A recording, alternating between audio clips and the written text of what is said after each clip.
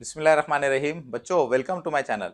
बच्चों जैसे कि आप जानते हैं कि पिछले वीडियो में हमने 5th क्लास स्कॉलरशिप मैथमेटिक्स का यानी रियाजी का जो पहला यूनिट है यानी पहला सबक है जिसका नाम है नंबर वर्ग यानी आदात का इल्म। तो हमने इस पहले सबक का इस पहले यूनिट का जो पहला टॉपिक है international numerals and roman numerals, बैनुल अक़वामी अददी अलामतें और रोमन अददी अलामतें। तो हमने इसका जो बेसिक है यानी इसकी जो बुनियादी मालूमात है उसको डिटेल में समझ लिया था। अब हम क्या करेंगे, अब हम इस वीडियो में उस बुनियादी मालूमात को, उस बेसिक को जहन में रखकर कुछ सवालात को हल करने की कोशिश करेंगे। ठीक है बच्चों, तो चलिए शुरुआत करते हैं। तो हमारा पहला सवाल है, अदद 3,03,103 को बैनुल अक़वामी अददी अलामत में लिखिए।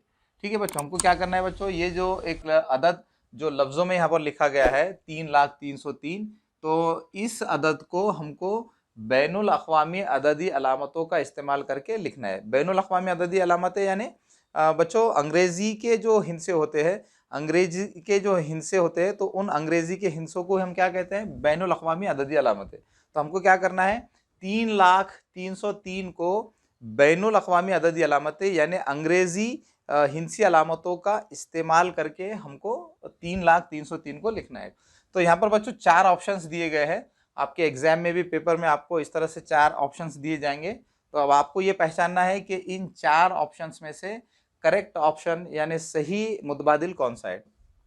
तो यहाँ पर हम देखेंगे, यहाँ पर बच्चों आप देख सकते हैं कि हमको क्या करना है, 3,03,103 को बैनुल अक़वामी अददी अलामत में लिखना है। ठीक है, तो पहले ऑप्शन में देखिए बच्चों, यहाँ पर पहले ऑप्शन में यहाँ पर आप एक अदद लिखा गया है। तो हमको ये देखना है कि ये जो अदद है तो ये 3,03,103 है या नहीं है।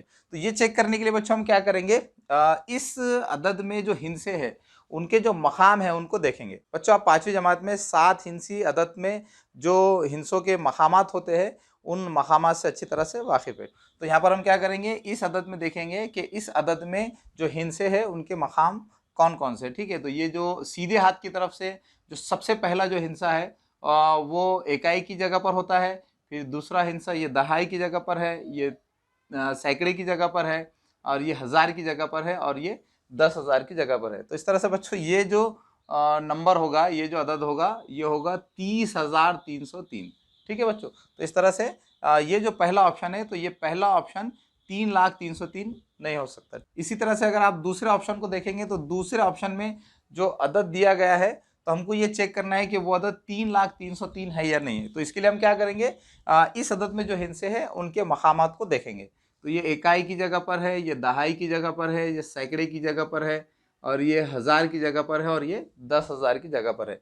तो इस तरह से ये जो अदद होगा वो होगा 30,033। ठीक है, तो दूसरा ऑप्शन भी 3,03,103 ये नहीं है। ठीक है, अब हम देखेंगे बच्चों कि तीसरे ऑप्शन में ये 3,03,103 ये अदद लिखा गया है या नहीं। ठीक है, तो यहाँ पर भी हम क्या करेंगे, यहाँ पर भी हम देखेंगे कि इस अदद में जो हिंसे है उनके मकामात क्या है।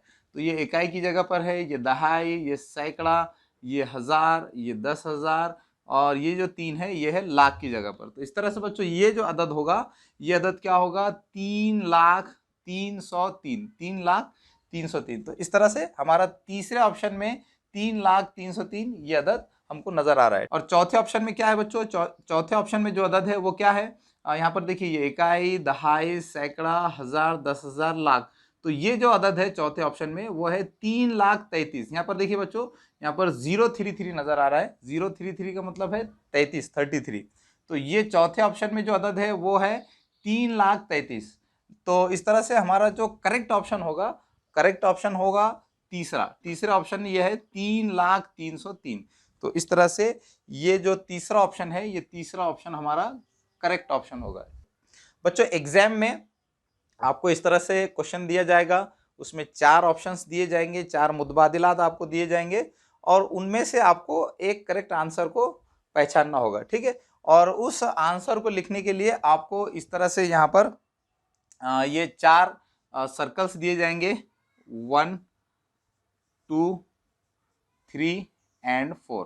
आपको क्या करना होगा, इन चारों दायरों में से, इन चारों सर्कल्स में से जो भी ऑप्शन करेक्ट होगा तो उस ऑप्शन के नंबर का जो सर्कल होगा उस सर्कल को आपको क्या करना होगा, भरना होगा। और सर्कल को कैसे भरना होगा, सर्कल को ब्लू बॉल पेन से या ब्लैक बॉल पेन से आपको उस सर्कल को भरना होगा। तो हम यहाँ पर क्या करेंगे, हमारा जो ऑप्शन नंबर 3 है ये करेक्ट है, तो हम क्या करेंगे, तीसरे नंबर का जो दायरा है उसको इस तरह से हम क्या कर देंगे, सर्कल कर देंगे ब्लैक या ब्लू बॉल पेन से। ठीक है, तो मैं यहाँ पर क्या कर रहा हूँ, इस तरह से ये ब्लैक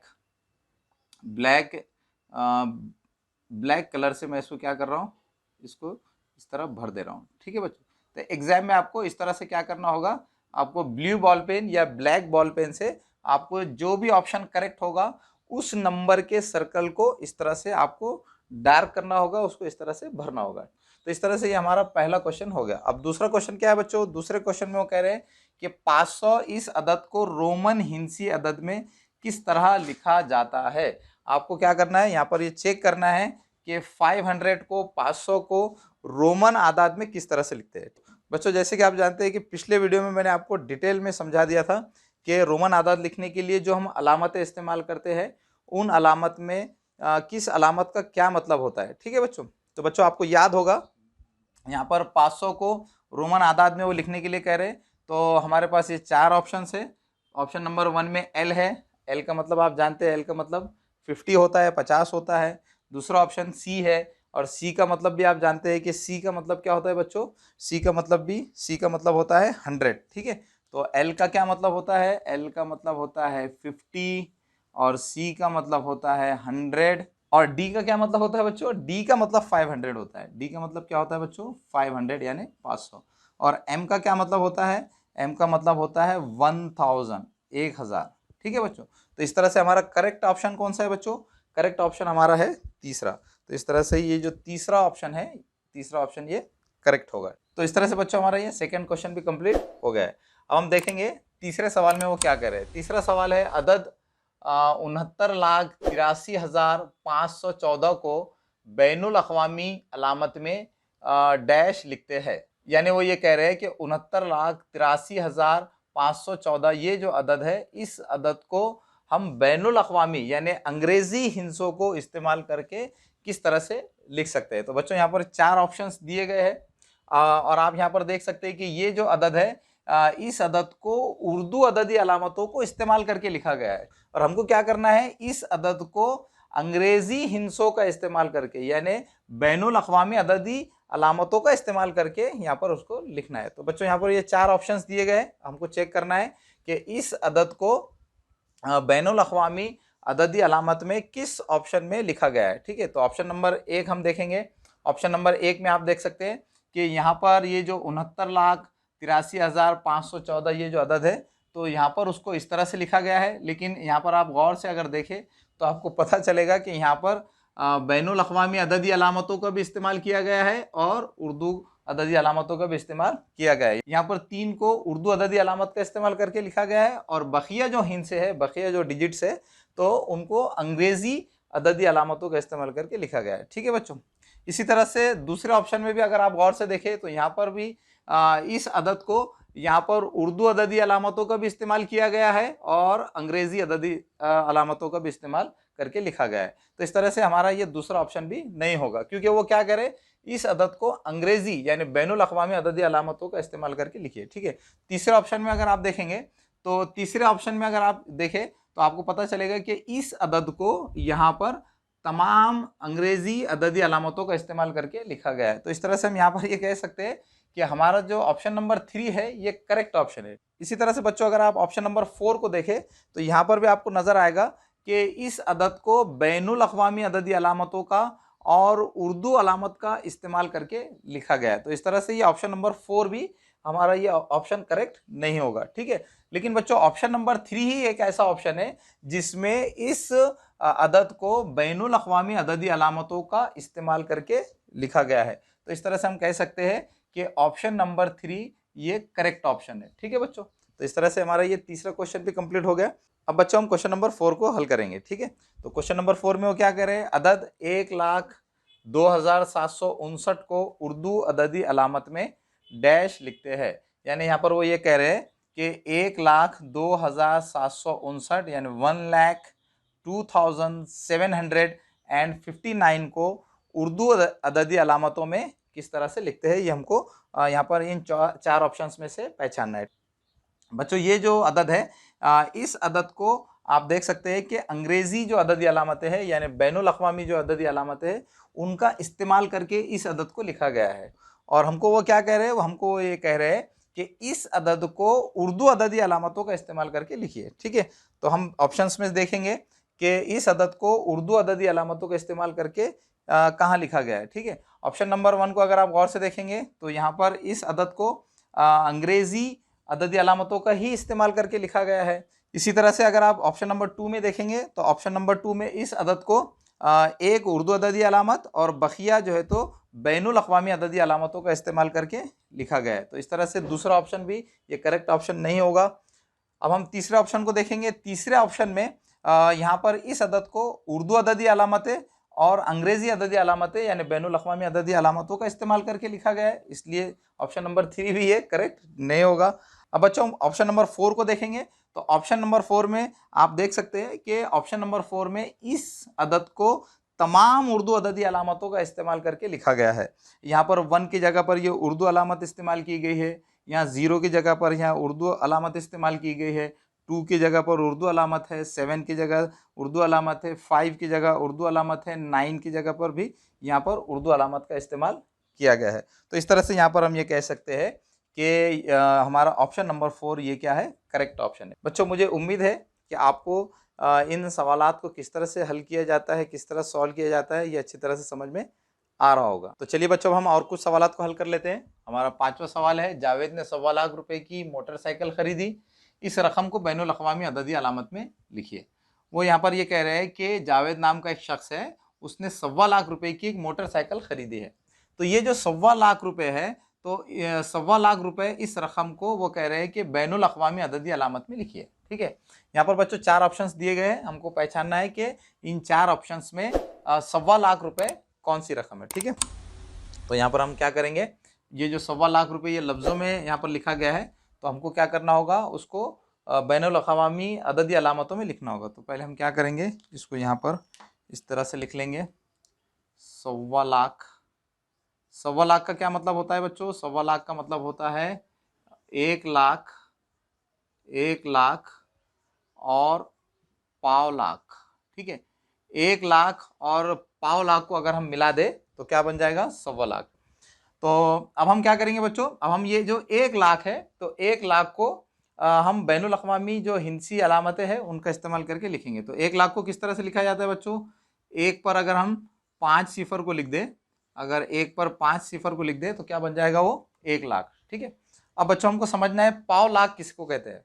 ठीक है, तो 1.25 लाख को समझने से पहले मैं आपको यहाँ पर पाव सर्कल, पाव दायरा किसको कहते हैं पहले ये समझा देता हूँ। ठीक है, जिसकी मदद से आप आसानी से 1.25 लाख का मतलब समझ सकेंगे। फर्ज कीजिए बच्चों हमारे पास एक सर्कल है, एक दायरा है, अगर मुझे इसका आधा दायरा चाहिए तो मुझे क्या करना होगा, इसको 2 बराबर हिस्सों में डिवाइड करना होगा। तो इस तरह से मुझे इस सर्कल का आधा हिस्सा मिल जाएगा। तो ये भी आधा हिस्सा है और ये नीचे भी आधा हिस्सा है। अब अगर बच्चों मुझे क्या करना है, मुझे पाव दायरा हासिल करना है, तो पाव दायरे के लिए मुझे क्या करना होगा, ये जो आधे दायरे हैं तो इन आधे दायरों को एक मर्तबा और मुझे जो है तो 2 बराबर हिस्सों में तकसीम करना होगा। तो इस तरह से अगर मैं इन दोनों आधे दायरों को और 2 बराबर हिस्सों में तकसीम कर देता हूं तो मुझे क्या मिलेगा, तो मुझे मिलेगा पाव दायरा। तो इस तरह से बच्चों हमने पाव दायरा हासिल करने के लिए क्या किया, पाव दायरा हासिल करने के लिए हमने सर्कल के 2 बराबर हिस्से किए तो हमको आधा दायरा हासिल हुआ, फिर हमने आधे दायरे के फिर और 2 बराबर हिस्से किए तो हमको पाव दायरा हासिल हुआ। ठीक है, तो इसी तरह से हम 1.25 लाख हासिल करने के लिए क्या करेंगे बच्चों, 1.25 लाख हासिल करने के लिए हम 1 लाख के 2 बराबर हिस्से करेंगे तो हमको आधा लाख हासिल होगा। आधे लाख का क्या मतलब होता है बच्चों, आधे लाख का मतलब होता है 50,000। 50,000 को हम किस तरह लिखते हैं, 5 पर 4 जीरो। ठीक है, तो 5 पर 4 जीरो यानी ये हो जाएगा 50,000। अब हम क्या करेंगे, 50,000 के और 2 बराबर हिस्से करेंगे तो हमको 1.25 लाख हासिल होगा। 1.25 लाख का क्या मतलब होगा बच्चों, इसका अगर हम 2 बराबर हिस्से कर दे तो 1.25 लाख यानी ये क्या हो जाएगा 25,000। तो 25,000 का मतलब क्या होगा, 25 पर ये 3 सिफर, ये हो जाएगा 25,000। तो इस तरह से 1.25 लाख का क्या मतलब होगा, 25,000। ठीक है बच्चों, तो इस तरह से ये 1 लाख और ये 1.25 लाख यानी 25,000। तो इस तरह से ये क्या हो जाएगा बच्चों, 1 लाख और 25,000 ये हो जाएगा 1,25,000। 1,25,000। तो इस तरह से बच्चों ये जो 1.25 लाख है, 1.25 लाख का क्या मतलब होगा, 1,25,000। और यहाँ पर आप देख सकते हैं कि ये 4 ऑप्शंस में जो ऑप्शन नंबर 3 है, तो ऑप्शन नंबर 3 में हमको नजर आ रहा है 1,25,000। तो इस तरह से ऑप्शन नंबर 3 हमारा करेक्ट आंसर होगा। तो बच्चों इस तरह से हमने ये क्वेश्चन नंबर 5 हल कर लिया है। अब क्वेश्चन नंबर 6 को देखेंगे। क्वेश्चन नंबर 6 में क्या है बच्चों, क्वेश्चन नंबर 6 में वो कह रहे हैं कि रोमन अददी अलामतों के मुताबिक हल कीजिए। बच्चों यहाँ पर एक जुमला आपको लिखा हुआ नजर आ रहा है, और ये जो जुमला है, इस जुमले में रोमन अददी अलामतों का इस्तेमाल किया गया है। यहाँ पर एम तफरीक डी तकसीम एल इस तरह से लिखा गया है। हमको क्या करना है, इसको हल करना है। ठीक है, तो बच्चों हम इसको किस तरह से हल करेंगे, इसको हल करने के लिए हम क्या करेंगे, ये जो रोमन अददी अलामतें हैं उनको बैनुल अक़वामी अददी अलामत में पहले उनको कन्वर्ट कर लेंगे। ठीक है, तो यहाँ पर हमारा जुमला क्या है बच्चों, हमारे पास ये जुमला है, हमारे पास क्या जुमला है, m minus D divided by L, m तफरीक डी तकसीम एल। ठीक है, m का क्या मतलब होता है बच्चों, m का मतलब होता है 1000, 1000, तफरीक डी का मतलब होता है 500, तकसीम, और एल का क्या मतलब होता है बच्चों, एल का मतलब होता है, एल का मतलब होता है 50। अब हमें क्या करना है बच्चों, यहाँ पर ये जो दो अलामतें आपको नजर आ रही है, यहाँ पर तफरीक की भी अलामत है और तकसीम की भी अलामत है। अब बच्चों हो सकता है आप ये गड़बड़ कर दें कि आप पहले 1000 में से 500 को तफरीक कर दें और फिर उसको 50 से डिवाइड करें। अगर आप ऐसा करेंगे बच्चों तो यहाँ पर गलती हो जाएगी। बच्चों एक बात याद रखिए, जब भी किसी भी जुमले में एक से ज़्यादा अलामतें होती है, जमा, तफरीक, ज़र, तकसीम, इस तरह की एक से ज़्यादा अलामतें होती है, तो उन जुमलों को हल करने का एक ख़ास तरीक़ा होता है। अगर आप उस तरीके से नहीं करेंगे तो आपका आंसर गलत आ जाएगा। ठीक है, उस ख़ास तरीक़े को बच्चों मैं एक नाम दूंगा, वो नाम है बॉड मास। बॉड मास। अब आप सोच रहे होंगे कि ये बॉड मास क्या भला है। तो बच्चों देखिए, बी का मतलब होता है ब्रैकेट, बी का मतलब क्या होता है बच्चों, ब्रैकेट, और ओ फॉर ओपन यानी खोलना, ब्रैकेट खोलना। उसके बाद डी फॉर डिवीजन, डिवीजन यानी तकसीम, एम फॉर मल्टीप्लिकेशन यानी ज़र्ब, ए फॉर एडिशन यानी जमा, और एस फॉर सब्ट्रैक्शन यानी तफरीक। तो बच्चों जब भी किसी भी जुमले में एक से ज़्यादा अलामतें होती है, तो एक से ज़्यादा अलामतों वाले जुमले को हल करने के लिए हम क्या करते हैं, ये बॉडमास रूल को यूज़ करते हैं। बॉडमास रूल हमको क्या बताता है, बॉडमास रूल हमको ये बताता है कि सबसे पहले आपको क्या करना होगा, जिस जुमले में एक से ज़्यादा अलामत है तो उसको हल करने के लिए क्या करना होगा, पहले अगर उस जुमले में ब्रैकेट है तो ब्रैकेट को ओपन करना होगा, यानी ब्रैकेट के अंदर जो है उसको पहले हल करना होगा। फिर उसके बाद आपको डिवीजन करना होगा यानी तकसीम करना होगा, फिर मल्टीप्लिकेशन यानी ज़र्ब, फिर एडिशन यानी जमा, और फिर एस यानी सब्ट्रैक्शन यानी तफरीक। ठीक है, तो इस तरतीब में आपको किसी भी जुमले को जिसके अंदर एक से ज़्यादा अलामत है उनको हल करना होगा। तो चलिए बच्चों हम क्या करेंगे, इस बॉडमास रूल का यूज़ करके हम इस सवाल को हल करेंगे। ठीक है, तो बॉडमास रूल के मुताबिक देखिए बच्चों, पहले क्या है, ब्रैकेट ओपन। तो यहाँ पर आप देख सकते हैं कि इस जुमले में तो ब्रैकेट है ही नहीं। ठीक है, उसके बाद क्या है बच्चों, उसके बाद है डिवीजन। यहाँ पर आप देख सकते हैं बच्चों कि यहाँ पर ये डिवीजन है, तो पहले हमको ये डिवीजन करना होगा यानी तकसीम करना होगा।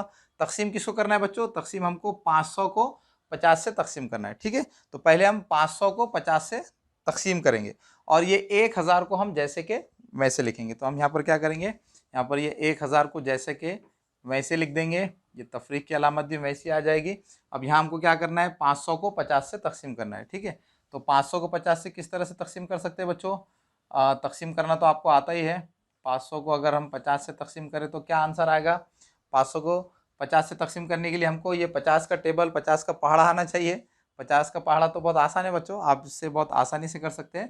तो ये 50 दाहे क्या हो जाएगा, 50 दाहे 500। तो इस तरह से जो हमारा आंसर आएगा बच्चों, आंसर क्या आएगा, 10। ठीक है, तो 500 को 50 से तकसीम किए तो क्या आ गया बच्चों, 10 आ गया। बच्चों हो सकता है कि आपको बड़े टेबल से, बड़े पहाड़े से आपको इस तरह से तकसीम करना ना आता हो, तो मैं आपको तकसीम करने का एक आसान तरीका बता देता हूँ। 500 को 50 से तकसीम करने के लिए आप उसको इस तरह से भी लिख सकते हैं, 500 बटे 50। तो 500 को 50 से हम यहाँ पर किस तरह से तकसीम करेंगे, यहाँ पर हम ये सिफर को सिफर से कैंसिल कर देंगे, और फिर ये 50 को ये 5 से तकसीम करेंगे तो ये हो जाएगा 5 एकन 5, 5 दाहे 50। तो इस तरह से आप ऐसे कसर की सूरत में लिखकर भी तकसीम का अमल कर सकते हैं। ठीक है बच्चों, तो ये क्या आ गया हमारा आंसर, हमारा इस तकसीम का आंसर आ गया है 10। तो ये आ गया 1000 तफरीक 10, 500 को 50 से तकसीम करने पर 10 आ गया। अब 1000 तफरीक 10, तो यहाँ पर हमको सिर्फ तफरीक का मल नज़र आ रहा है, तो हम ये तफरीक कर लेंगे। तो 1000 में से अगर आप 10 को निकालेंगे तो क्या बचेगा, 990। अब यहाँ पर आप देख सकते हैं कि ये जो 4 ऑप्शन हमारे पास दिए गए हैं, इन 4 ऑप्शंस में से चौथे नंबर का जो ऑप्शन है वहां पर हमको हमारा आंसर नजर आ रहा है 990, 990। तो इस तरह से क्वेश्चन नंबर 6 का जो करेक्ट आंसर होगा वो होगा ऑप्शन नंबर 4। तो चलिए बच्चों, अब हम क्वेश्चन नंबर 7 को हल कर लेते हैं। क्वेश्चन नंबर 7 में वो कह रहे हैं कि LXVDCM इन रोमन आदात को उतरती तरतीब में लिखिए। अब आप सोच रहे होंगे कि इन रोमन आदात को उतरती तरतीब में लिखने का क्या मतलब है। तो चलिए बच्चों, मैं सबसे पहले आपको उतरती तरतीब और चढ़ती तरतीब क्या होती है, असेंडिंग ऑर्डर और डिसेंडिंग ऑर्डर क्या होता है, ये मैं आपको पहले समझा देता हूँ। ठीक है बच्चों, आपको मैंने उतरती तरतीब और चढ़ती तरतीब ये समझाने के लिए यहाँ पर एक सीढ़ी की तस्वीर बनाई है, एक लैडर की तस्वीर बनाई है। और इस लैडर के, इस सीढ़ी के जो स्टेप्स है, तो यहाँ पर मैंने वो स्टेप्स को भी नंबर दे दिया है। ये पहली स्टेप है, ये दूसरी स्टेप है, ये तीसरी स्टेप है, ये चौथी और ये पांचवी। ठीक है बच्चों, जब हम सीढ़ी पर चढ़ते हैं तो सीढ़ी पे चढ़ते वक्त हम पहले पहली स्टेप पर ख़त्म रखते हैं, फिर दूसरी स्टेप पर, फिर तीसरी, फिर चौथी, फिर पांचवी। तो इस तरह से बच्चों हम सीढ़ी पे चढ़ते वक्त छोटी स्टेप से बड़ी स्टेप की तरफ हम जाते हैं। ठीक है बच्चों, और जब बच्चों हम सीढ़ी से उतरते हैं तो सीढ़ी से उतरते वक्त क्या होता है, सीढ़ी से उतरते वक्त हम बड़ी स्टेप से छोटी स्टेप की तरफ आते हैं। तो इस तरह से यहाँ पर हम ये कह सकते हैं कि चढ़ते वक्त हम कम से ज्यादा की तरफ जाते हैं और उतरते वक्त हम ज्यादा से कम की तरफ आते हैं। तो बच्चों इसी तरह से आदाद में भी होता है। आदाद में जब हम छोटे अदद से बड़ी अदद की तरफ जाते हैं तो हम उसको चढ़ती तरतीब कहते हैं, असेंडिंग ऑर्डर कहते हैं। और जब आदाद में हम बड़े अदद से छोटे अदद की तरफ जाते हैं तो हम उसको उतरती तरतीब कहते हैं, या उसे हम डिसेंडिंग ऑर्डर कहते हैं। ठीक है बच्चों, तो यहाँ पर हमें वो क्या करे कि ये जो रोमन आदाद है, इन रोमन आदाद को उतरती तरतीब में लिखिए। उतरती तरतीब का मतलब क्या है बच्चों, उतरती तरतीब का मतलब है कि हमको ज्यादा से कम की तरफ जाना है, यानी बड़े अदद से छोटे अदद की तरफ जाना है। तो सबसे पहले हम क्या करेंगे, इनको यहाँ पर इस तरह से लिख लेंगे। तो यहाँ पर हमारे पास ये जो रोमन आदाद है वो क्या है, L X V D C और M। ठीक है, L का क्या मतलब होता है बच्चों, L का मतलब होता है 50। X का क्या मतलब होता है, X का मतलब होता है 10, X का मतलब होता है 10। इसी तरह से V का मतलब होता है 5, D का मतलब होता है 500, C का मतलब होता है 100, इसी तरह से M का मतलब होता है 1000। ठीक है बच्चों, अब हमको क्या करना है, इन रोमन आदाद को उतरती तरतीब में लिखना है, डिसेंडिंग ऑर्डर में लिखना है। डिसेंडिंग ऑर्डर में क्या होता है, हम बड़े अदद से छोटे अदद की तरफ जाते हैं, ज्यादा से कम की तरफ जाते हैं। अब हम क्या करेंगे बच्चों, अब हम यहाँ पर इन रोमन आदाद को उतरती तरतीब में लिखेंगे। इन रोमन आदाद को उतरती तरतीब में लिखने के लिए हम क्या करेंगे, हम बड़े अदद से छोटे अदद की तरफ जाएंगे। ठीक है, तो यहाँ पर आप देख सकते हैं कि बड़ा अदद M है, तो पहले हम M लिखेंगे, पहले हम M लिखेंगे, उसके बाद D आएगा, D के बाद C आएगा, उसके बाद C के बाद क्या आएगा बच्चों, C के बाद यहाँ पर ये L आएगा, L के बाद यहाँ पर ये X आएगा, और X के बाद आखिर में क्या आएगा बच्चों, आखिर में आएगा V। तो इस तरह से बच्चों हमने इन रोमन आदाद को उतरती तरतीब में लिख लिया है, यानी डिसेंडिंग ऑर्डर में लिख लिया है। उतरती तरतीब का क्या मतलब होता है बच्चों, उतरती तरतीब का मतलब होता है बड़े अदद से छोटे अदद की तरफ जाना, ज्यादा से कम की तरफ जाना। ठीक है बच्चों, तो इस तरह से हमने यहाँ पर इन रोमन आदाद को उतरती तरतीब में लिख लिया है। अब हम ये देखेंगे कि रोमन आदाद की ये तरतीब किस ऑप्शन में है। तो यहाँ पर आप देख सकते हैं कि रोमन आदाद की ये जो तरतीब आपको नजर आ रही है वो ऑप्शन नंबर 4 में नजर आ रही है। तो इस तरह से हमारा जो ऑप्शन नंबर 4 होगा, ऑप्शन नंबर 4 ये करेक्ट आंसर होगा। तो चलिए बच्चों, हम क्वेश्चन नंबर 8 को हल कर लेते हैं। क्वेश्चन नंबर 8 में वो क्या कर रहे हैं कि हल करो। यहाँ पर एक जुमला दिया गया है और इस जुमले के अंदर रोमन आदाद दिए गए हैं। तो हमको क्या करना है, इस जुमले को मुख्तसर करना है। ठीक है, तो हम पहले क्या करेंगे, इस जुमले को यहाँ पर लिख लेंगे। इस जुमले को हम यहाँ पर लिख लेंगे। ये जुमला क्या है बच्चों, ये जुमला है M/D ज़र्ब M/L। अब हम क्या करेंगे बच्चों, इस जुमले को मुख्तसर करने के लिए हम क्या करेंगे, यहाँ पर इस जुमले में जो रोमन आदाद लिखे गए हैं उनको बैनुल अक़वामी अददी अलामतों में लिखेंगे। तो ये M का क्या मतलब होगा, 1000, डी का मतलब 500 होगा, एम का मतलब 1000 होगा, एल का मतलब 50 होता है। अब हम क्या करेंगे, 1000 को 500 से तकसीम करेंगे। ठीक है, 1000 को हम 500 से तकसीम किस तरह से कर सकते हैं, ये 0 0 ये कैंसिल हो जाएगा, ये 0 कैंसिल हो जाएगा, 5 एकन 5 और ये 5 दूनी 10। तो इस तरह से 1000 को 500 से तकसीम किए तो क्या आ गया, 2/1। 2/1 का क्या मतलब होता है बच्चों, 2 ही होता है। इसी तरह से अब हम 1000 को 50 से तकसीम करेंगे तो ये 0 0 कैंसिल हो जाएगा, ये 5 एकन 5, ये 5 दूनी 10 और ये सिफर को 5 से डिवाइड करेंगे तो क्या होगा, 5 0 0। तो इस तरह से ये क्या आएगा, 20/1। 20/1 का मतलब क्या होगा बच्चों, 20। अब हम क्या करेंगे, 2 को 20 से ज़रब करेंगे तो 20 दूनी क्या होगा बच्चों, 40। तो इस तरह से इस जुमले को मुख्तसर करने पर हमारे पास क्या आ गया है, 40। अब बच्चों हम देखेंगे कि चारों ऑप्शंस में 40 कहाँ पर है। यहाँ पर अगर ऑप्शन नंबर 1 को अगर हम देखें बच्चों, तो ऑप्शन नंबर 1 में ये क्या है, ऑप्शन नंबर 1 में डी का मतलब ये 500 होता है और सी का मतलब 100 होता है। और जैसे कि हमने पिछले वीडियो में देखा कि जब हम छोटी अलामत को बड़ी अलामत के पहले लिखते हैं तो वो छोटी अलामत बड़ी अलामत में से तफरीक हो जाती है। तो ये 500 और उससे पहले लिखा हुआ है 100, तो 500 में से 100 कम कर देंगे तो क्या आ जाएगा, 400। तो ये सी डी का क्या मतलब है बच्चों, 400। तो ये ऑप्शन नंबर 1 नहीं होगा। ऑप्शन नंबर 2 में, ऑप्शन नंबर 2 में लिखा हुआ है एम एल, एम का मतलब 1000 होता है, एल का मतलब 50 होता है, तो ये हो जाएगा 1050। तो इस तरह से ऑप्शन नंबर 2 भी नहीं होगा। ऑप्शन नंबर 3 में एल लिखा गया है, एल का मतलब 50 होता है, तो इस तरह से ये भी ऑप्शन नहीं होगा। ऑप्शन नंबर 4 में एक्स एल लिखा हुआ है, एल का मतलब 50 होता है और एक्स का मतलब 10 होता है, और ये जो 10 है ये छोटी अलामत है, इसको बाएं तरफ लिखा गया है, तो ये बड़ी अलामत में से छोटी अलामत तफरीक हो जाएंगी। तो 50 में से 10 तफरीक हो गए तो कितने बचेंगे, 40। तो इस तरह से हमारा जो करेक्ट ऑप्शन होगा वो क्या होगा बच्चों, ऑप्शन नंबर 4। ठीक है, तो इस तरह से हमने क्वेश्चन नंबर 8 को भी हल कर लिया है। तो चलिए बच्चों, हम हमारे आखिर के 2 सवालात को हल कर लेते हैं। हमारा 9वां सवाल है, मुंदरजा झैल में गलत जोड़ी पहचानिए। बच्चों यहाँ पर आपको ये 4 आदाद की जोड़ियां दी गई है, आपको पहचानना है कि इन 4 जोड़ियों में से कौन सी जोड़ी गलत है। बच्चों यहाँ पर क्या किया गया है, इन जोड़ियों में बाएं तरफ जो आदाद है उनको उर्दू अददी अलामतों का इस्तेमाल करके लिखा गया है और दाएं तरफ के जो आदाद है उनको अंग्रेजी अददी अलामतों का इस्तेमाल करके लिखा गया है। ठीक है बच्चों, तो आपको यहाँ पर क्या करना है, आपको ये देखना है कि इन जोड़ियों में जो आदाद दिए गए हैं उनमें जो हिंसे है, जो अलामतें हैं, तो वो अलामतें एक जैसी तरतीब में है या नहीं है। ठीक है बच्चों, जैसे पहले ऑप्शन में अगर हम देखें तो यहाँ पर पहले ऑप्शन में जो ये बाएं तरफ जो अदद लिखा गया है जिसको उर्दू अददी अलामतों का इस्तेमाल करके लिखा गया है, तो इसमें पहले 1 है, फिर 2 है, फिर 5 है, फिर 6 है।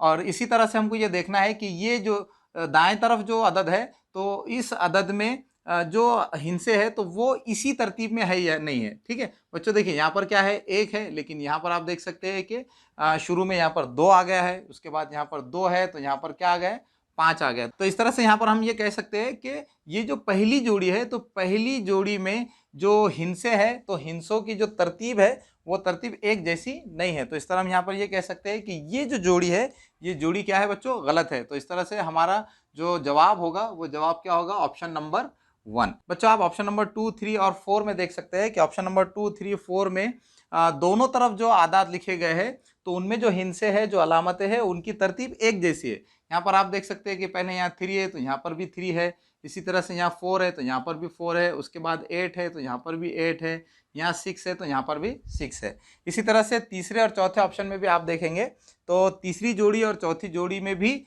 हिंसों की जो तरतीब है वो सेम है, एक जैसी है। लेकिन बच्चों ऑप्शन नंबर 1 में जो हिंसों की तरतीब है वो एक जैसी नहीं है। तो इस तरह से यहाँ पर हम ये कह सकते हैं कि ये जो जोड़ी है ये जोड़ी क्या है, गलत जोड़ी है। तो इस तरह से हमारा जो आंसर होगा क्या होगा, ऑप्शन नंबर 1, क्योंकि उन्होंने हमको गलत जोड़ी पहचानने के लिए कहा था। तो इस तरह से पहला ऑप्शन हमारा ये करेक्ट होगा। तो चलिए बच्चों हम आखिरी सवाल को हल कर लेते हैं।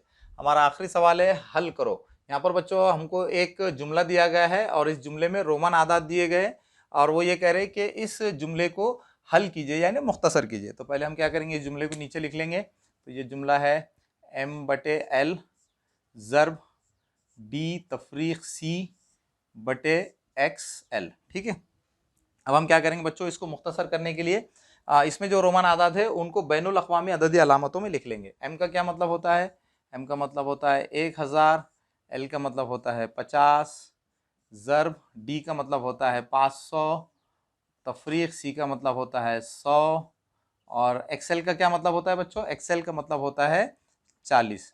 बच्चों जैसे कि मैंने आपको पिछले वीडियो में बताया था कि जब हम छोटी अलामत को बड़ी अलामत के पहले लिखते हैं तो छोटी अलामत बड़ी अलामत में से क्या हो जाती है? तफरीक हो जाती है।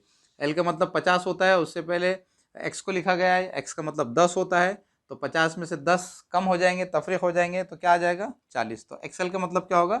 40। ठीक है बच्चों, अब हम क्या करेंगे? इसको मुख्तसर करेंगे। ठीक है, पहले हम यहाँ पर क्या करेंगे? 1000 को 50 से तकसीम कर देंगे, और 1000 को 50 से तकसीम करने का आसान तरीका मैंने आपको बताया है। ये 0 0 ये इसको हम कैंसिल कर देंगे। अब हम ये 100 को 5 से तकसीम करेंगे, तो ये हो जाएगा 5 एकन 5, 5 दूनी 10, और ये 5 सिफर सिफर। तो इस तरह से ये क्या आ जाएगा? 20/1। 20/1 को हम सिर्फ 20 भी इस तरह से लिख सकते हैं, ज़र्ब। अब यहाँ पर क्या है बच्चों? 500 तफरीक 100। 500 तफरीक 100 का मतलब क्या होगा? 400। 400/40। ठीक है, अब हम क्या करेंगे? 400 को 40 से तकसीम करेंगे, तो सिफर सिफर ये कैंसिल हो जाएगा, 4 एकन 4, 4 दाहे 40। तो इस तरह से ये क्या आ जाएगा? 20 ज़र्ब 10/1। 10/1 को हम सिर्फ 10 भी लिख सकते हैं। ठीक है, तो इस तरह से ये आ गया 20 ज़र्ब 10। 20 ज़र्ब 10 का मतलब क्या होता है बच्चों? 20 ज़र्ब 10 का मतलब होगा 200। यहाँ पर हम क्या करेंगे? 2 को 1 से ज़र्ब कर देंगे, 2 एकन 2, और ये एक 0 और ये एक 0, तो इस तरह से यहाँ पर आ जाएंगे 2 0। तो इस तरह से 20 को 10 से ज़र्ब करेंगे तो क्या आ जाएगा बच्चों? 200। अब हम ये देखेंगे कि हमारे ऑप्शंस में 200 कहाँ है। बच्चों ऑप्शंस में आप देख सकते हैं कि यहाँ पर ऑप्शंस को रोमन आदाद में लिखा गया है, तो हमको ये देखना होगा कि रोमन आदाद में 200 कौन सा है। ठीक है बच्चों, तो यहाँ पर आप देख सकते हैं कि ऑप्शन नंबर 1 में यहाँ पर लिखा गया है सी सी। यहाँ पर सी को 2 मरतबा लिखा गया है, और सी का मतलब क्या होता है बच्चों? 100। 2 मरतबा सी का मतलब क्या होगा? 200। तो इस तरह से हमारा जो ऑप्शन नंबर 1 होगा बच्चों, तो ऑप्शन नंबर 1 ही हमारा क्या होगा? आंसर होगा। ठीक है बच्चों, इसी तरह से अब आगे अगर ऑप्शंस को देखेंगे तो ऑप्शन नंबर 2 में सी एल लिखा गया है, सी एल का मतलब 150 होता है। ऑप्शन नंबर 3 में एक्स सी लिखा गया है, जिसका मतलब 90 होता है, 90 होता है। तो इस तरह से बच्चों हमने आज एक्सरसाइज 1.1 यानी मशक़ी सेट 1.1 के 10 सवालात को हल कर लिए। बच्चों मैंने पूरी कोशिश की है कि इन सवालात को आसान तरीके से किस तरह से हल किया जाता है ये मैं आपको समझाऊं। अब मैं आपसे आखिर में रिक्वेस्ट करूंगा कि आप भी अपने तौर पर इन सवालात को हल करने की कोशिश कीजिए। अगर आप इन सवालात को अपने तौर पर हल करने की कोशिश करेंगे और जो मैंने ट्रिक्स आपको सिखाए हैं उन ट्रिक्स को आप यूज़ करेंगे तो आप आसानी से एग्ज़ाम में भी इन सवालात को हल कर सकेंगे। अब बच्चों आखिर में आपसे रिक्वेस्ट है कि अगर आप हमारे चैनल पर नए हैं तो हमारे चैनल को सब्सक्राइब कीजिए। अगर आपको हमारे वीडियोस पसंद आ रहे हैं तो हमारे वीडियोस को लाइक कीजिए, शेयर कीजिए, कमेंट्स कीजिए, ताकि हम आपके लिए इसी तरह से मैथमेटिक्स के वीडियोस बनाते रहें।